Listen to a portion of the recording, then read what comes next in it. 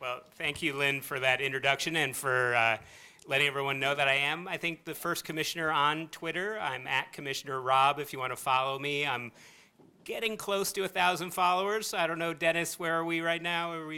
We're within striking distance, so the more followers I get today, I might be able to break it. And if you do follow me, I will guarantee you will occasionally see a picture of my kids. You will see us out in parks. You will see us fishing. You will see us at events, kind of doing everything that our agency covers, which is really one of the, sort of an aside, is why I love my job each and every day, is the sort of breadth of things that our agency does, energy and environment, parks, forests, bears, fish, air, water, waste, and then energy issues. And for sustainability, that really is, part of the message. You need to be thinking about all those things all across that board, and that's why I think we're an agency that's best suited to really figure it out and really move the needle on sustainability here in Connecticut.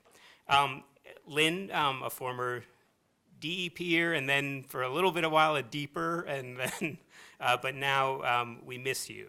But you're now doing great things here at the Eastern Connecticut Institute for Sustainability.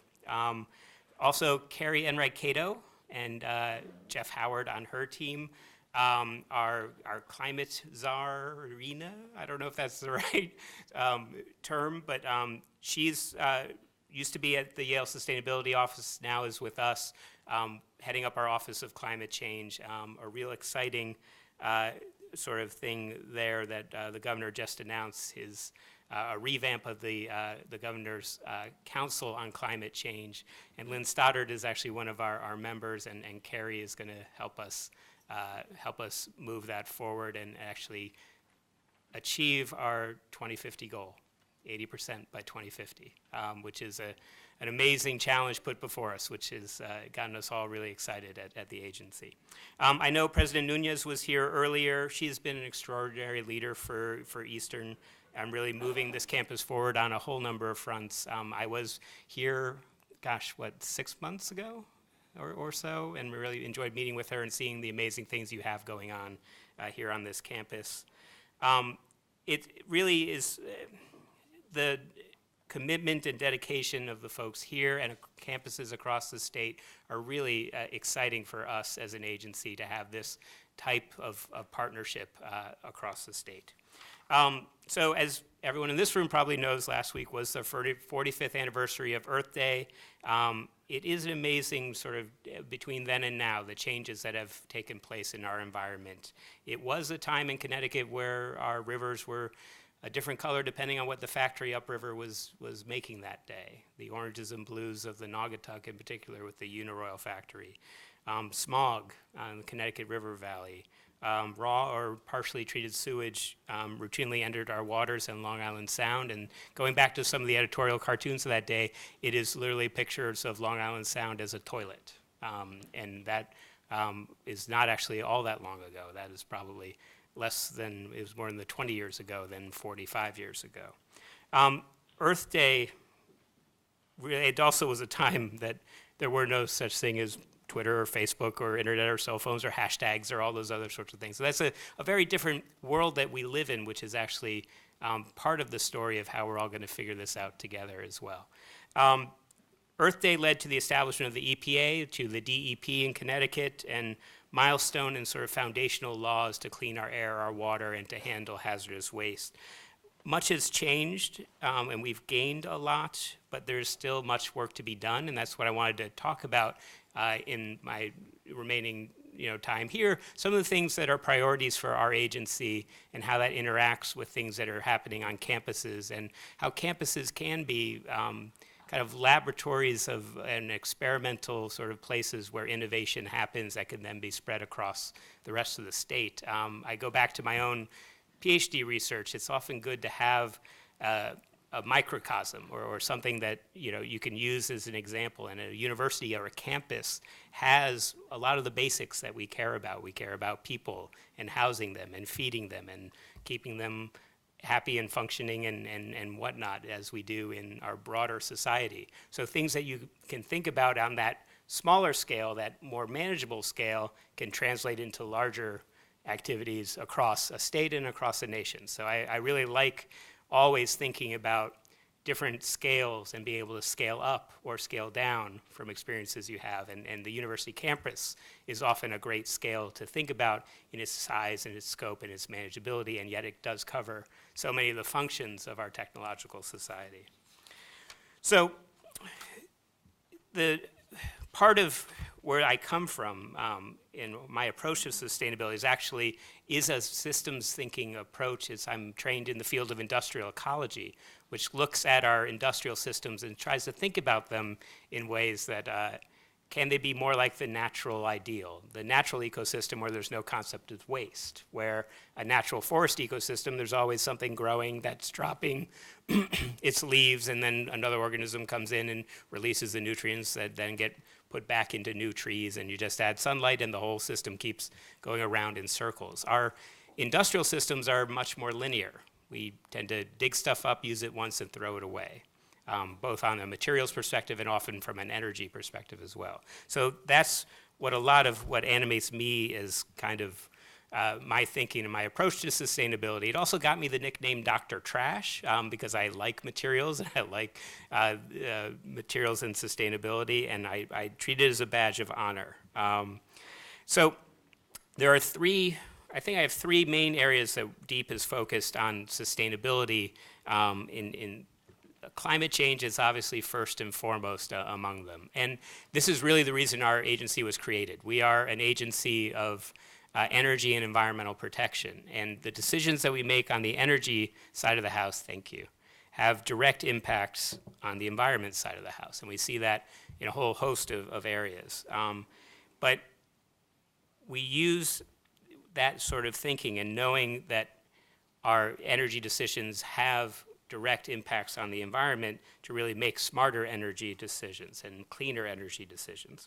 So our comprehensive energy strategy is really focused on efficiency, on renewables, and alternative vehicles, electric vehicles in transportation to really drive down our carbon dioxide emissions. It's also things we're doing from the power sector. Our participation in the Regional Greenhouse Gas Initiative is one of those highlight areas, although the new sort of Governor's Council on Climate Change will be taking those good things and really that we're doing on the power sector and really spread them across the entire industry, our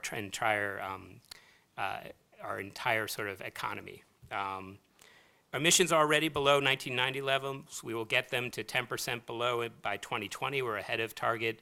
Depending on when the data comes in, we'll know that like any day now if we've already met our 2020 goals. The challenge is at 80% below 2001 levels by 2050. And that's what this Governor's Climate Change Council is charged with, charting the path to 2050, to that 80% reduction. That's developing interim goals. That's figuring out what sequence of programs and policies need to be put into place. And then we need to make sure that's married and coordinated with our comprehensive energy strategy and the other things we're doing more broadly as an agency. So Lynn used to staff the old governor's steering committee. Now she's a member of the new council, which will be a changed role for you, Lynn. But it's a council. I'm going to be the chair of it. We have our economic and community development folks, transportation, insurance, the Connecticut Green Bank, who I think is a sponsor or involved in this as well. And then folks from the outside like Lynn and folks from the business and industrial sector as well. And that's really, all of those elements are necessary to solve this problem. And that's why we're excited about this new package of folks and sort of a new sort of drive from our governor to get it done. It will require broad-based support, and including, I think our academic institutions can help really be leaders here, and in that sort of that microcosm or that petri dish model be examples of successful climate change mitigation that could be translated up in scale to cities or to the state as a whole, or frankly be exported to neighboring states and elsewhere across the nation. My next sort of big topic on sustainability, which is one of my favorites, is materials management. Connecticut in total produces about 3.8 million tons of trash per year. 40 years ago, we decided to be leaders in stopping landfilling. We were one of the first states to ban landfills or and really close our landfills and move to a trash to energy model. But now we burn about 60% of our waste. And that's, the reality now is that's not the most efficient or effective way to go, particularly since there's lots of value, economic value, in the waste that we're currently setting on fire. So we're literally burning millions of dollars a year in a relatively expensive system, which means that our towns and municipalities are paying $65, $67 a ton. Anything that we can do that's cheaper than that will be a cost savings for municipalities that they can invest in roads and schools and libraries and other things they'd much rather spend their money on than literally setting it on fire, their trash on fire. Legislation in 2014 set a new diversion goal of 60%, which is double our current 30% rate. So an ambitious goal of doubling our diversion rate in the next 10 years. I often say that what was fascinating about that bill, which to me was a transformative environmental step forward, didn't actually get ranked or rated by the League of Conservation Voters. It didn't make their scorecard, which I find fascinating. Which I think is part of the trash gets a bad name, or it doesn't get as much press as it should, because it's dirty and it's not a pretty open space or conservation project. But these have huge environmental impacts potentially, and potential cost savings for municipalities, and are potential job creators, because recycling often is a local industry that grows on recycling or reuse of materials or finding new ways to put materials into new products. So we view it as a multiple winning strategy. We'd like to get a little more credit from the environmental community for it, but I'll keep working on that. And Connecticut really has been a leader, particularly in extended producer responsibility, which is the idea that a company or a maker of a product should be able to take responsibility for its entire life cycle. They design it, they fashion it, they bring materials together to turn the product into something you want to buy, and then give it to you, and then wipe their hands from its responsibility for it after that. And oftentimes, products can be challenging in terms of their toxicity, or they're full of component parts that are hard to recycle, or those sorts of challenges. If the company actually had that in their wheelhouse, in their scope of responsibility, they might design it differently. They might design it to be more recyclable at the end of life. They might design it to use less toxic materials if they're the ones in charge of actually handling it when people are done with it. So extended producer responsibility in Connecticut now covers mercury thermostats, electronic waste, and most recently, paint. And mattresses are coming online on May 1st. We're having a sort of a celebration of that.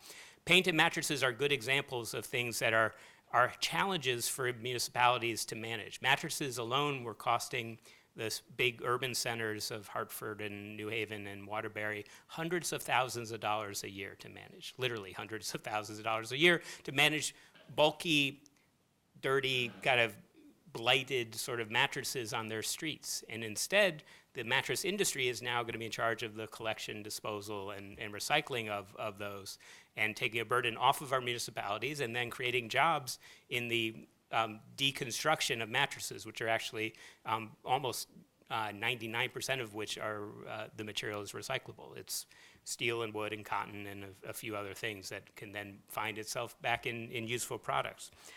In the first year of our paint recycling, there's been 240,000 gallons of paint recycled, and about 80% of it is being recycled right back into paint. The latex paints can be recycled right back into paint. The oil-based ones, they do burn for fuel.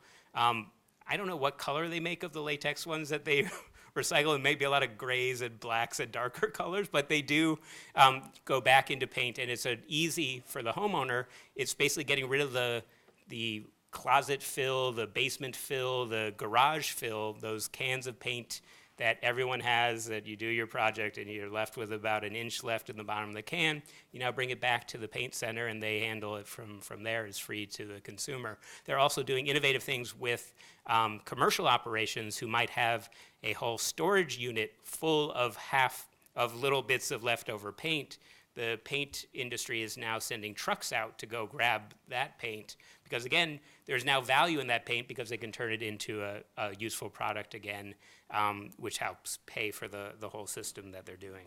On electronic waste, we have 40 million pounds so far recycled and saving $1 million or so in disposal costs by municipalities. So on the materials management fund, great things are happening. I'll give a shout out. I see Casey Alexander in the back. Organics is, I think, the big frontier for this next 10 years. It's 30% of our waste stream currently. It's wet, it's heavy, it doesn't burn well. There are better ways to manage organics, and there are much more interesting uses either through compost directly or anaerobic biodigesters, which are a way to take the organic material, use a microbe that operates without air and generate a biogas, and what's left after that is a soil amendment that could be used by our nursery industry, our farms, our sort of landscape industry.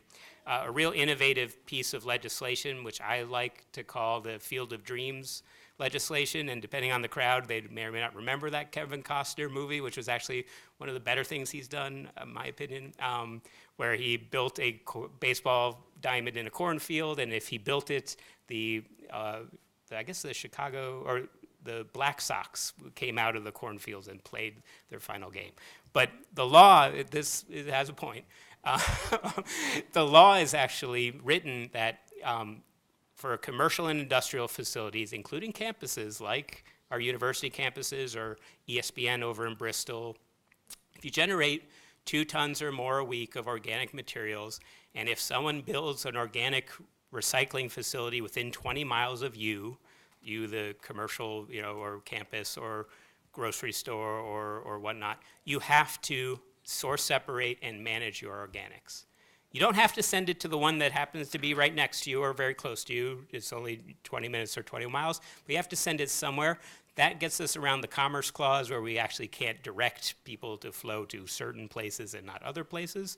But in essence, for the the entrepreneurs who are building this new infrastructure, they have a law that says, if I build it, they are guaranteed within a certain radius to come to me. So they're incentivized to actually build infrastructure because they know they'll have a steady stream of clients once it's built. And we have 6+ on the various stages of permitting. We're hoping to see the first couple up and operational this year, and it's really going to be a game changer in sort of organics management throughout the state, which is really a fun one for us too because it cuts across energy and environment, this sort of intersection in waste and biogas and renewable gas generated from that management.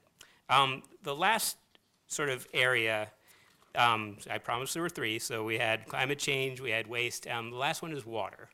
And water is something that I know campuses sometimes get into a little controversy over water issues. I won't go there. And Connecticut, we're not California, I know that.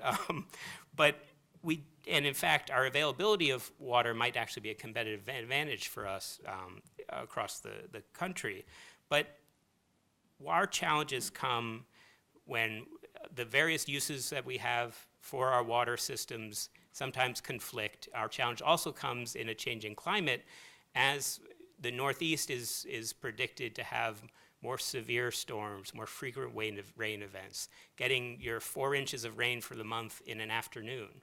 Our infrastructure is not actually designed to handle that changed climate, and our communities that are along the coast and along inland floodplains have a real sort of sustainability challenge and a resiliency challenge that will be driven by climate change. We have the Water Planning Council has been charged with creating a comprehensive water strategy by 2017. And what's really exciting for my agency is that we look at water from a whole wide perspective. We have within us the Public Utilities Regulatory Authority who care about water rates and regulated water company. But we also have our municipal facilities who care about wastewater and the assimilative capacity of our rivers to handle our sewage treatment effluent. We also have our ecologists, our folks who care about the fish, who care about the healthy water systems, and our recreation folks who want to make sure you can swim and boat, and we also have our folks who are stocking fish in those waters that you want to make sure that you're out there enjoying them. And all of those perspectives are necessary to sort of balance these issues of supply, of use, and really be strategic in our how we approach water as a state, which is really an exciting issue. I know folks at UConn have been dealing with that on micro and macro levels, but this is someplace that we're working with a lot of. Water is often needs the science and the sort of the data-driven environmental policy, and our universities are leaders in helping us figure out the right thing to do in water. As a subset of that is stormwater management, and this is not necessarily a top-of-mind issue for most folks, but this is when rainwater goes on to pave surfaces, carries contamination into our water bodies, which are impaired for nitrogen, for phosphorus, and for bacteria virtually across the state. Nitrogen across the state because all of our rivers flow to Long Island Sound, and bacteria and phosphorus for most parts of the state. We permit municipal stormwater systems. We proposed new requirements. We got a lot of pushback from towns on the sort of, it's a challenge for towns in tight budget times to do. I wouldn't say we rolled it out as elegantly as we could, not the least of which we held a public hearing on it for the municipalities on the same day as the governor's Christmas party for municipalities. So I had all the municipalities go to our hearing and yell at us, and then they went that night to have snacks with the governor, and they yelled at him about me and us, requiring them to do new additional work on their stormwater management. The challenge here is that we're all in watersheds. Our watersheds are interconnected. Small towns and large towns are all part of the same, are in the same boat, relatively speaking. And we need to make sure that the things we're asking our large towns to do and the things we're asking our small towns to do are complementary and all share and actually enhance the quality of our water and really move the ball forward. And that's what we're trying to really figure out, the right size of requirements for small towns, medium towns, and our smallest towns, with everyone recognizing that they have a part to play. We have a part to play too, as well as a state, particularly our Department of Transportation, which has a lot of state roads that also impact these water bodies. So that's one of our big sort of areas that is a little under the radar, but is crucially important, particularly as we've done great jobs cleaning up our sewage treatment plants, this sort of next level of runoff and urban runoff and non-point source pollution, how to approach that in a way that's effective, efficient, but really gets us all moving in the right direction. So that's probably a good segue to the fact that we can't do it alone. We really need a coalition of folks to help us on all of those major fronts that we're pushing forward. And that's where I again see students on campuses and campuses themselves as great examples of what can be done and ways to pilot or demonstrate best practices that can then be applied to other towns across the state or cities or the state as a whole. You have those same elements that our municipalities do. You have recreation facilities, you have housing, you have restaurants and whatnot, and the ability to do creative things here, I think, can apply to our cities and towns. And you are doing a lot, and that's really, I'll sort of end with a huge thank you for all that you're doing in all of your campuses. That is impressive. The accolades that you've gotten here at Eastern, there are 4 LEED certified buildings. You've put out a whole lot of electric vehicle charging stations. I pulled right up to one and charged my Volt today, which was nice. I saw our sign saying EV charger this way, and I followed it, and it was there, which was nice. It doesn't always happen. Energy efficiency, using the money saved in efficiency to double down on lighting and other projects. Yale is one of 6 campuses participating in the Solarize U program with the Green Bank, a new 1 megawatt install at West Campus. Recycling, electronics recycling at the Coast Guard, and they've been working with our folks on Outer Island and Faulkner Island doing some coastal ecology things. UConn has been doing their sort of efficiency upgrades, their campus master plan, their sustainability framework. Middlesex wants to be a zero waste campus.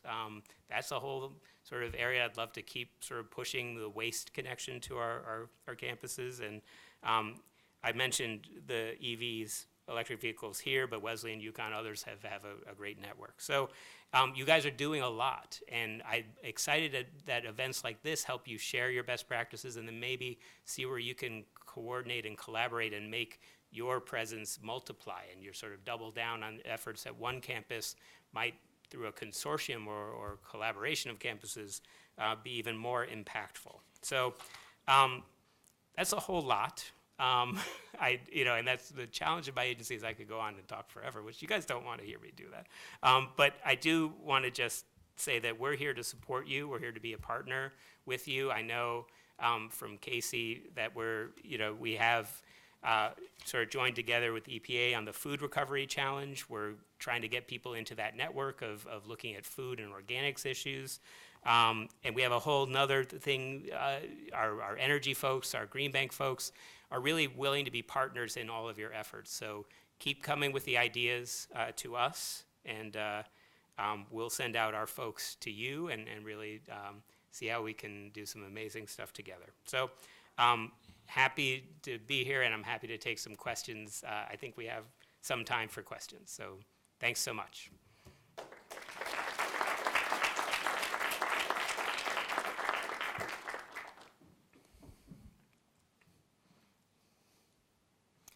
I see one in the back over there. Oh. Spoke about industrial level organics management. Yes. And I was wondering if you thought that in the future we might realize that on a municipal level or even on the household level in Connecticut as far as legislation? Yeah, it's a great, for those who didn't hear, so we have this new law that's encouraging industrial and commercial organics recycling. That's just the start, and frankly, we do need to get to the household level, and there are examples from San Francisco, there are examples in Massachusetts, I think one community here in Connecticut is also thinking of piloting sort of curbside organics at the municipal level. And that's going to be an interesting challenge, and New York City is actually, though, as I was in a funny part of Queens. I was at a funeral, but so I was sort of, Queens has those very large sort of chain of cemeteries in the middle of Queens, and New York City is doing organics at the curbside level. So if they can do it, I think that we can do it as well in Connecticut. It's a question of finding that community that wants to take that first step. We have some good resources, both within the department, grants to municipalities who want to go in that direction. We've launched a new nonprofit called Recycle CT that's about education, marketing, and outreach, and really getting at the sort of behavioral change that might be necessary to do sort of household scale and curbside. So some of it's infrastructure. You need the extra bin you need for organics, most likely a bin that has a tight lid and a closable lid to avoid sort of pests that are occasionally go after the organics. But that's on our game plan. The other sort of neat and sort of big question mark, and it is a challenge for municipalities, is shifting the model in waste to a pay-as-you-throw model. We know from our energy side of the house, you care a lot about how much you spend for your electricity, and that every month you get that signal in terms of dollars of how much you're spending, and if you put in conservation measures, you directly see it in your pocketbook that you've saved money. Waste is a black hole in terms of how it's paid for. Often it's just in your property tax bill, hidden amongst a whole bunch of other things. So there's less of an incentive for most communities to produce less waste so finding those right economic incentives and getting those aligned to help drive behavior in a better way will be an interesting challenge. Most municipalities are a little afraid of that because it either exposes something they don't always like to have exposed in terms of how their taxes are going or where they're going. They like having a single sort of black box tax that then you can't, understand exactly where it's going. But we do see that towns that do go to a pay-as-you-throw model see recycling rates that dramatically increase. They double, frankly, that when the incentive is there to have people put things into recycling, which is often cheap or free versus trash, which costs them something. So that'll be another key part of it most likely if we move to organics, but at the household level. That's a good question. Lynn, you get to ask one. So, as we've heard today,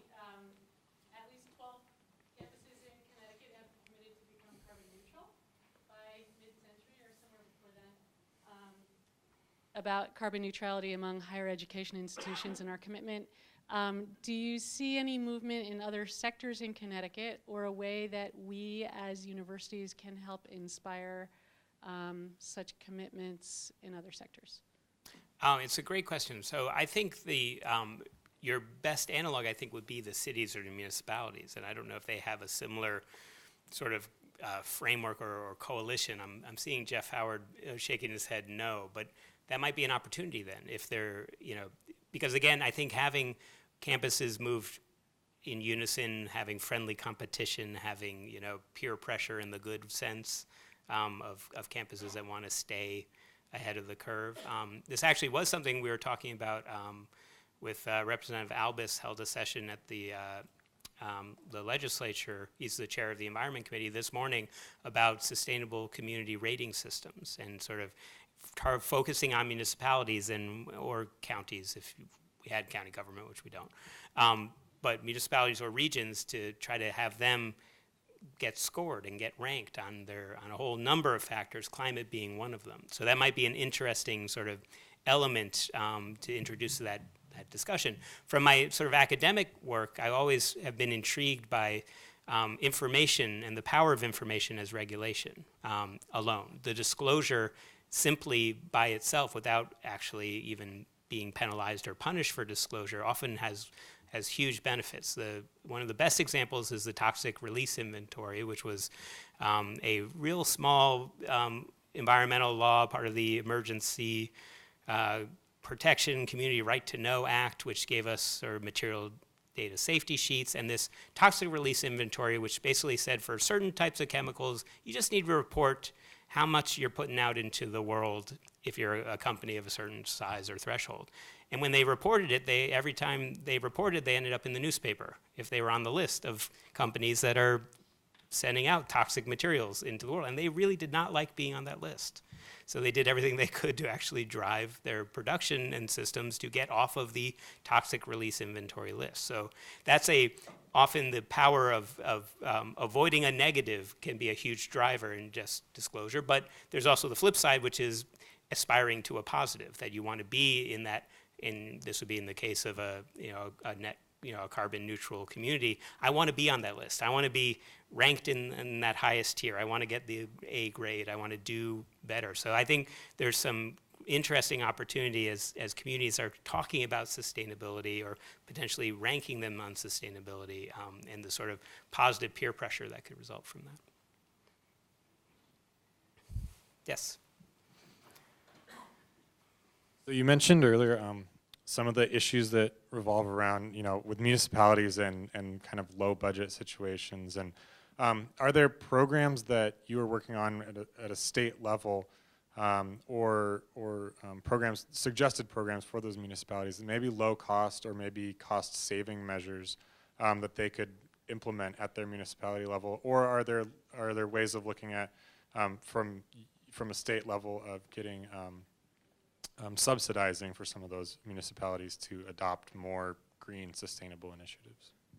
It's a good question and a real challenge, and it's something that we're attacking from a few different levels. One, we're fans, particularly in recycling and a few other areas, of regional entities that can help. Particularly for towns that are small towns that don't necessarily have the cash to hire a consultant to help them with a new ordinance or develop green infrastructure principles or whatnot.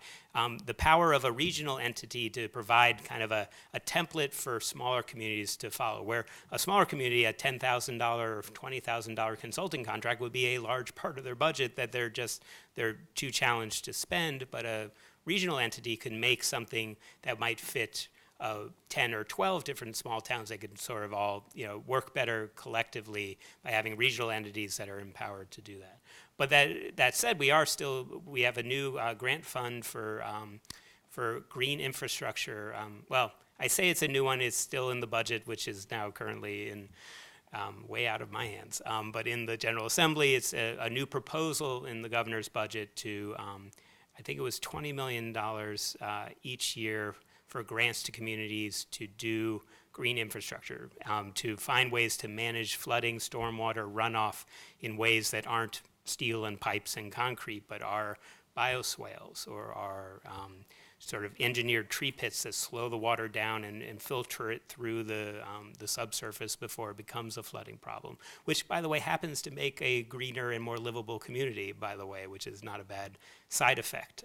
Things that have been really innovations in cities like Philadelphia and others in sort of green infrastructure. And we do some of that with our existing funds as well. So our Clean Water Fund, which is a $1 billion bond fund for sewage treatment plant infrastructure, for getting rid of combined sewers where the storm drain and the sewer were all running in the same pipe and then would overwhelm the sewage treatment plant during heavy rain events and then cause raw sewage to go out. We've been spending a lot of money separating those, but there's also some money there for these lower, smaller sort of community-based projects, which can have as much bang, if not more, for the buck, particularly on the other benefits. And if you wanted to even go, we don't even count this, the climate benefits of having more trees and green space in urban areas, reducing heat island effect and whatnot.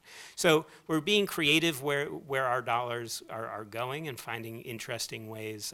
The other partner we have on the climate front is the Institute for Resilience and Climate Adaptation at UConn, which is an organization that we started, we seeded with, actually it was penalty money. So a federal prosecution of a company that did a bad thing gave us over $2 million to go start a climate adaptation center that's really focused on municipalities and communities on how to be more resilient. It's bringing UConn's natural sciences folks, their engineering folks, and their even the lawyers and the economists and the business folks to try to help communities through grants and through pilot projects and whatnot become more resilient, and which is a challenge that and really take what they're asking for and the challenges they face and try to come up with creative solutions. So in sort of small and large ways, we're doing what we can, but a lot of the recycling things can be economically positive because it, again, is taking what is currently a $65, $67 fee. If it costs you only $30 to send it to the organics person, you've just saved $35 a ton, and they generate a lot of tons. So, so many of them can be revenue positive from the get-go.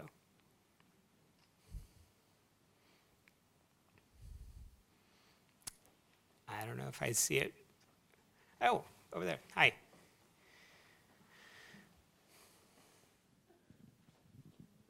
So Rob, talking about the municipality piece of it, and maybe some of what my observation, kind of just watching the process, but I think a lot of towns struggle with enforcement of these things, and the enforcement seems to be somebody does something bad, so you send them maybe a cease and desist order, whether it's wetlands or runoff or whatever, and the person decides to ignore it. And so now the town is in a position of saying, well, do I protect that interest or not, and litigate. And a lot of, you're talking about the small towns and stuff, a lot of them don't have the capabilities, the expertise to actually go out and enforce those things, and really struggle with that, I think. And can you comment on how the state can help with that and those pieces? It's a great challenge. It's a challenging question, and it's one that we often struggle with as the state agency as well. Our enforcement resources are not what they once used to be, so we are creative in our use of folks. One of the interesting ideas that's been percolating is the potential for increasing our ticket authority. So the notion that a full-blown investigation and a enforcement action requires either at the municipal level or at our level the marshaling of huge numbers of forces. Would it be easier to just give a ticket? And that ticket just, literally is at a price that means something that isn't too easy to pay, or has actually, in some of our programs, we have the ability, if we see something wrong, to put a red tag, which we use in enforcement of our gas stations, which means your business is not operating until that red tag is removed, which is a serious bit of enforcement and gets people to quickly, change behavior. Those gas stations who don't, I think we have red tag authority if they're their kind of vapor containment systems or things that contribute to ozone and smog aren't working. We just slap a red tag on, they can't sell gas. That is the only thing they're in business to do is, well, most gas stations now actually I think make more money off of the candy bars and soda, but I think they actually can't even do that when we red tag them. Is that a different model, a new model that's actually a much more efficient, effective, faster enforcement that then gets people moving quicker? Is that something that would work for a municipality maybe as well? It's a way to be quicker on your enforcement.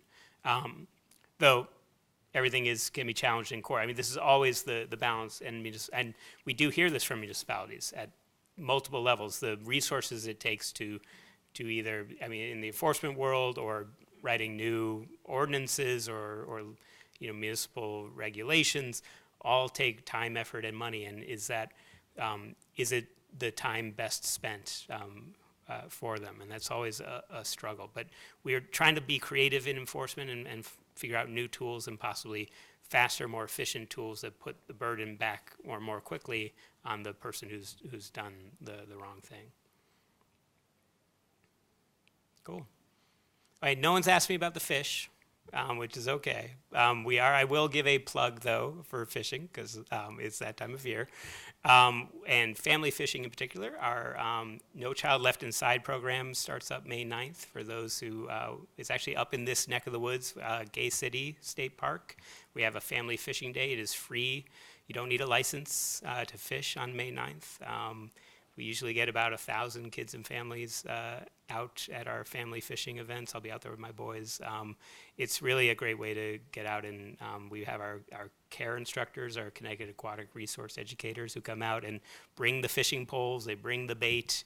They do everything but catch the fish for you, which I have yet to catch a fish, but this time they're guaranteeing me this. We actually even stock the lake and then let you fish. So we've done almost everything we can to help people catch a fish. But it's a great event for kids and families, kids of all ages. I think you guys even count if you wanted to come out and fish. But thank you so much. I really enjoyed being here and great questions from the audience. So thanks for having me.